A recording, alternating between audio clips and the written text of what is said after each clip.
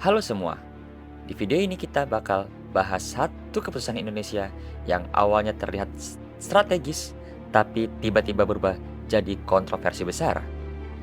Ini bukan cuma soal politik luar negeri, tapi soal bagaimana media bisa mengubah cara berpikir publik, bahkan mempengaruhi keputusan negara. Mau ikut iuran $1 miliar.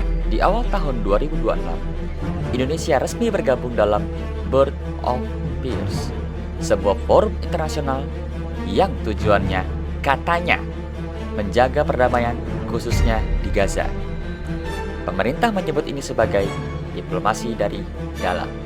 Artinya, Indonesia ingin ikut langsung di dalam forum, bukan cuma jadi penonton dari luar. Secara teori, ini langkah yang kuat, citra Indonesia naik, terlihat aktif, dan peduli perdamaian dunia. Tapi, semuanya berubah ketika konflik di Timur Tengah justru semakin panas.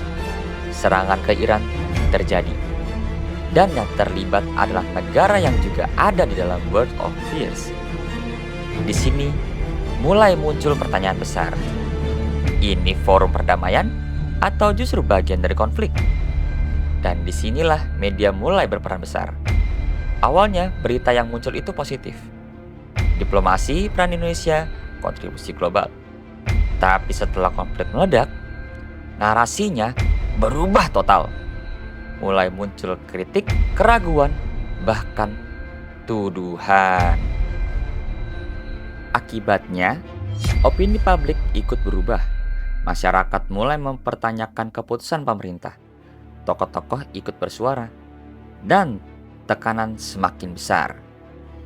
Ini bukti nyata kalau media bukan cuma menyampaikan informasi, tapi juga membentuk cara kita melihat sebuah keputusan. Di posisi ini, pemerintah ada di situasi yang serba sulit. Di satu sisi harus menjaga hubungan internasional, tapi di sisi lain tidak bisa mengabaikan suara masyarakat sendiri. Akhirnya, pemerintah merespon. Presiden menyatakan Indonesia siap mundur kalau keikutsertaan ini tidak bermanfaat. Dan bukan cuma itu, Indonesia juga menunda partisipasi dalam Board of Peers. Sementara 2 kapal dari Indonesia milik Pertamina masih tertahan di perairan tersebut. Perdana Menteri Malaysia Anwar Ibrahim mengucapkan terima kasih kepada Iran karena mengizinkan kapal-kapal Malaysia melintas. Kemudian kapal tanker minyak milik Thailand juga berhasil melintasi Selat Hormuz. Hal ini terjadi setelah adanya koordinasi diplomatik antara pemerintah Thailand dan Iran. Nah, di titik ini kita bisa lihat sesuatu yang penting. Keputusan luar negeri ternyata tidak sepenuhnya bebas dari pengaruh publik. Sekarang pertanyaannya, apa yang seharusnya dilakukan pemerintah? Pertama, komunikasi harus transparan sejak awal. Jangan sampai masyarakat merasa kaget ketika situasi berubah. Kedua, harus punya exit strategi. Jadi, kalau kondisi global berubah, pemerintah tidak terlihat bingung atau reaktif. Ketiga, lebih peka terhadap opini publik. Karena di era digital sekarang, suara masyarakat bisa langsung jadi tekanan nyata. Dan yang paling penting, setiap keputusan harus tetap sesuai dengan nilai Indonesia, yaitu perdamaian, keadilan, dan keberpihakan dalam yang benar.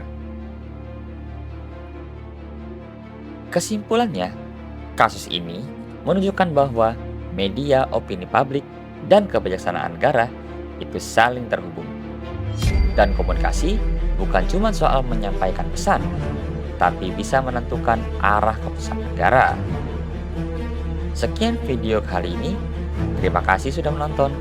Adios, bla bla bla. Wow.